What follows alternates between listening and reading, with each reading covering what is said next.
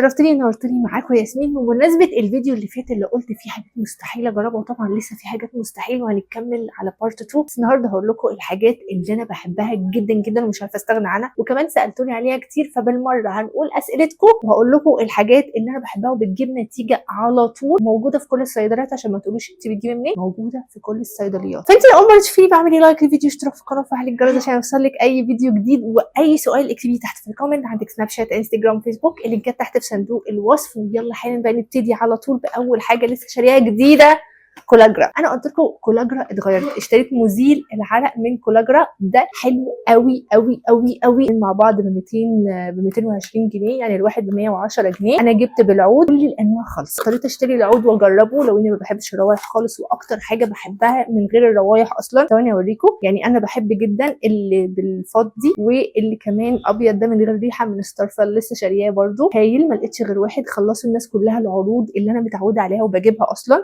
فرحت شاريه كولاجرا. لازم الحاجات الاساسيه دي تبقى عندي. قد ايه تحفه، قد ايه فعلا تقعدي فتره طويله مفيش ريحه عرق، قد ايه هايل. انا عجبني قوي قوي، حبيت اقول لكم عليه على طول. اول حاجه انت لما تجربيه هيفرق معاكي جدا. طبعا كل واحد وذوقه يعني، بس اعتقد ان العود هو ريحته بتقعد شويه صغننه وبتروح اساسا. فده بقى اللي عاجبني فيه، ان ريحته شويه كده وبتروح، ما بتقعدش كتير. فحلو قوي قوي للناس اللي بتحب الريحه في الاول وبعد كده بتختفي، بس ريحه العرق مفيش، وبتعرقي عادي وكل حاجه عادي. انا بحب جدا الحاجه اللي ما بتسدش المسام، يعني اعرق عادي كل الجو ده، بس ريحه مفيش ريحه خالص. دي حاجه اهم عندي بكتير في الصيف. تاني حاجه يوليشز الريتينول. ده ريتينول وفي نفس الوقت هيلورونيك اسيد مع بعض. عايزه بس اوريها لكم. هنا موجود الريتينول مع الهيلورونيك اسيد. هنا جلوي، هنا ايه اسمها ديرما وايت نايت كريم. ده مش نايت كريم، ده خفيف جدا جدا على البشره، ما ينفعش تعتمدي عليه انه كريم. عايزه بس اوريكم حاجه الاول.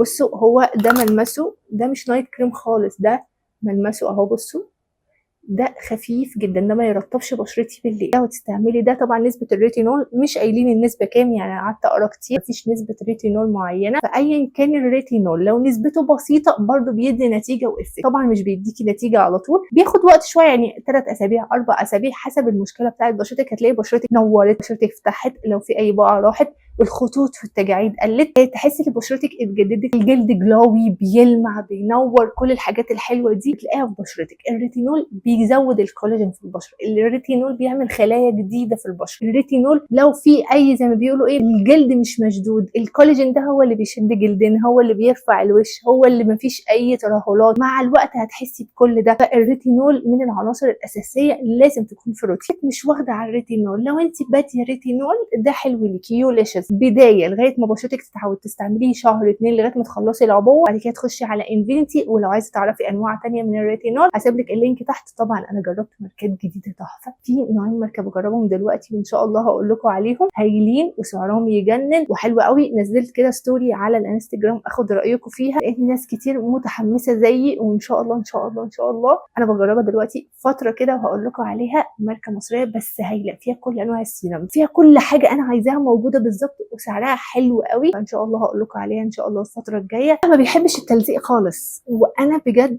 الفتره اللي فاتت كده، اليومين اللي فاتوا امبارح والنهارده كده، جربت حاجه فعجبتني قوي قوي قوي قوي، فحبيت اقول لكم عليها للناس اللي ما بتحبش الجسم يكون ملزق وفي نفس الوقت مترطب، فالاثنين مع بعض. ده انا استعملته لجسمي، المفروض انا جايباه لوشي على فكره بس قررت استعمله لجسمي. كريم مرطب للبشره الحساسه اصلا يعني هو بعيد عن اي حاجه، هو للبشره الحساسه والبهتانه، بيديها الترطيب كويس من غير ما يسيب طبقه دهنيه على البشره، وده بيعجبني قوي. ده بقى انا استعملته لجسمي امبارح والنهارده، هايل هايل هايل. طبعا انا بستعمل الفرشه دي واي كريم مرطب. دي فرشه تقشير على الناشف للجسم، انا بحبها جدا جدا جدا، وفي نفس الوقت ما اقدرش استغنى عنها صيف شتاء على طول. انا اتكلمت عليها، دي هتوفر لك كتير، مفيش طبقات جلد ميت على جسمك، مفيش جلد وزه، مفيش هتلاقي وفرتي كتير قوي قوي من المنتجات بسبب الفرشه دي. جربيها وكمان جلدك هيتشد. لو في اي ترهلات في جسمك صدقيني الفرشه دي مع الوقت هتلاقي الترهلات دي. لو اتكلمت عليها بالتفصيل هسيب لكم اللينك تحت في صندوق الوصف، ازاي تهتمي بجسمك باقل التكاليف، ودي حاجه مهمه قوي. الكريم ده سعره رخيص بقى، مش غالي، تاخدي منه كميه صغيره. بص هو حتى كاتبين لك هنا تاخدي منه كميه صغيره، فعلا بتفرق في الجسم جدا، وبتفرق جدا وبترطب جدا جدا جدا من غير ما يلزق الهدوم. يعني امبارح والنهارده حر جدا قوي قوي قوي قوي قوي، فتخيلوا بقى، تخيلوا الجسم عامل ازاي، مفيش تلزيقه. نانو تريد الناس اللي ما بتحبش الجسم الملزق، بس عامه لو انت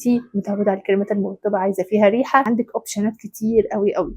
بس لو انت عايزه ترطيب مش لازم يعني ريحه دلوقتي، بتحطي بادي سبلاش كفايه قوي فوق الكريم، فده حلو قوي قوي، ده هيرضي الناس اللي بيطلع لها بجد قشره في الصيف زي ما بيطلع لها قشره في الشتاء. ده المنقذ بتاعك، ده احلى شامبو ممكن تستعمليه ومن اول مره القشره دي بتروح. ده منقذي صيف شتاء. انا في الصيف معرفش ليه بحس ان في حاجه شعري بياكلني، الفروه بتاكلني، بقعد اهرش وما عنديش حاجه وما عنديش قشره وبهتم بشعري وبستعمل شامبو، لازم وانا بغسل شعري استعمل المره ده. الحكه دي بتروح، الهرشه ده بتروح، كل حاجه بتروح. معرفش الصيف بتحس ان راسي ده مش مستحمله خالص، فالموضوع بيبقى صعب جدا. عندك اي التهابات في الفروه، عندك اي حاجه في الفروه، ده احسن شامبو ممكن تستعمليه. ده فظيع فظيع، هيديكي النتيجه. مفيش قشره، فروه راسك نظيفه، استعمليه بس مره واحده مع الشامبو بتاعك. يعني انا جايبه ده بستعمله اول مره واقعد بيه دقيقتين 3 كده، وبعد كده بستعمل بقى الشامبو بتاعي اللي انا بعمله لشعري من غير سلفات من غير اي حاجه، وبعد كده بستعمل البلسم وبستعمل كمان الحمام الكريم بتاعي. الحاجات دي بتفرق جدا معايا، فده من اساسيات الصيف. يعني اي حاجه تيجي عليه بس ده ما يتغيرش، ده الحب الابدي لشعري لانه بيريحني جدا جدا. فبجد اي مشاكل بتحصل في فروه الراس بتاثر جدا على شعرك. يعني انت عندك التهابات في شعرك بيحصل لك تساقط، لو انت عندك قشره في شعرك بيحصل لك تساقط، الحكه نفسها لما تقعدي تهرشي كده بيحصل لك برضو تساقط من كتر الهرشه، بتشيلي الشعر من جذوره.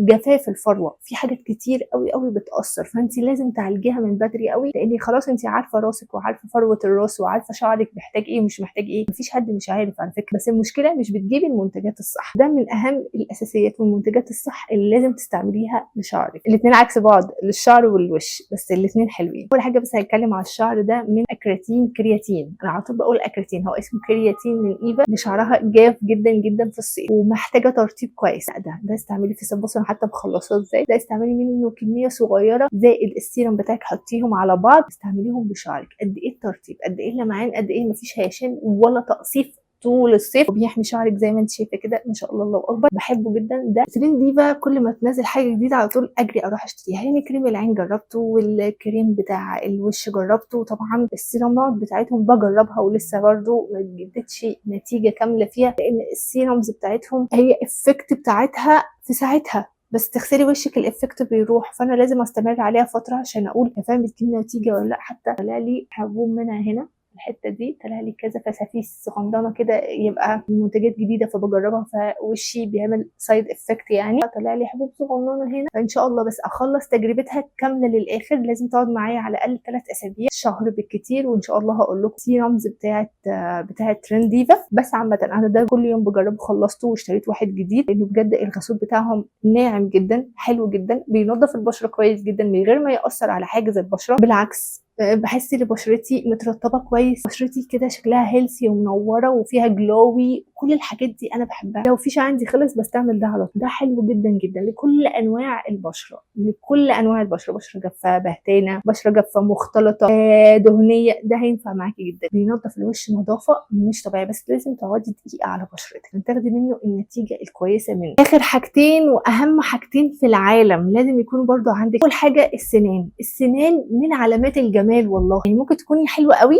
واول ما بتتكلمي وتطلعي النفس من بقك الناس تقفل منك. والله النفس ده ما اقولكوش، يعني انا ممكن ابعد عن الناس بسبب نفسهم، بسبب ريحه بقهم اللي مش نظيفه. تمام. فاحنا في الصيف اكل شرب من غير ما بنغسل سناننا طول النهار، بره هتلاقي بتشربي حاجه، بتعملي حاجه، تك تك تك تك. شيلي ازازه صغيره من ده في شنطتك. يعني انا عندي ازازه صغيره ده من ايفا، في مضمضه للفم. ايه ده بتحطيه في شنطتك خارجه اي حته، ممكن تحطيه وتتمضمضي وتمام، بقك يبقى ريحته حلوه ونظيف، بس لانك عايشه مع ناس مش عايشه لوحدك. مزيل العرق والاسنان دي من علامات الجمال، مهما كان شكلك ايه، لو انت نظيفه في دول والله والله والله هتلاقي كل الناس حواليكي. انا بحب كده قوي، مش بالجمال ولا بالروج ولا باللبس، لا بالنظافه الشخصيه. ريحتك حلوه، جسمك ريحته حلوه، ريحه بقك حلوه، دي اهم حاجه. عشان احنا بنتكلم كتير، احنا شعب بيحب الكلام والرغي، فمفيش حد هيستحمل كده في الصيف. يعني الواحد في الصيف خلقه ضيق. تاني حاجه وانت قاعده في البيت، الترطيب ثم الترطيب ثم الترطيب. ترطيب وحمايه ده احلى حاجه في الدنيا للبيت. انا ما قلتش الشارع، ده مش هيحميكي في الشارع في الشمس القويه اللي بتبقى في الشارع انت واقفه كده واخده الشمس كلها عليكي، لا ده في البيت الشمس الدخيله، يعني الاشعه الدخيله الغير مباشره. فنستعمل بوبانا. بوبانا من احلى الحاجات اللي ممكن تستعمليها في الدنيا في الدنيا، انا ما اقولكيش خطيره، حلوه قوي قوي قوي في البيت، ترطيب وحمايه، وفي نفس الوقت بتحافظي على درجه بشرتك. يعني انت ما بتغمقيش، ما بيحصلكيش اكسده في البشره. الناس اللي بيحصل لها اكسده في البشره بسبب الجو او بسبب اي عوامل تانية، انصحك بدلي الكريم بتاعك بالكريم ده الصبح، يعني بلاش كريم مرطب، نستعمل الكريم ده ونجدده كل ساعتين. شوفي بشرتك شكلها ايه. دي عينينا طول الوقت لما حد بيتكلم بنبص على شفايفه، فعينينا طول الوقت في الحته دي. تخيلي شفايفك بقى مقشفه شويه، بايظه شويتين، جافه وبهتانه وشكلها مش حلو، لازم نستعمل حاجه للشفايف. ارخص حاجه في الدنيا هو ده، هو ده ايفا احلى سيروم في الدنيا. ولو عجبك الفيديو ما تنسيش تعملي لايك للفيديو، اشترك في القناه وفعلي الجرس عشان يوصلك اي فيديو جديد. والفيديو جاي عن الحبوب بتاعه الوش، الجبهه او ان شاء الله الخدود والحتت دي ازاي نضيعها. هنتكلم على كل جزء لوحده ان شاء الله في الفيديو بتاع بكره. فاي سؤال بقى اكتبوا لي تحت في الكومنت عشان كده نجمع كل الاسئله اللي انتم محتاجينها عن موضوع الحبوب، وبالذات الحبوب بتاعه فصل الصيف، كمان حبوب الجسم، كل حاجه هنتكلم عليها بكره. اشوفكم على خير الفيديو الجاي. باي.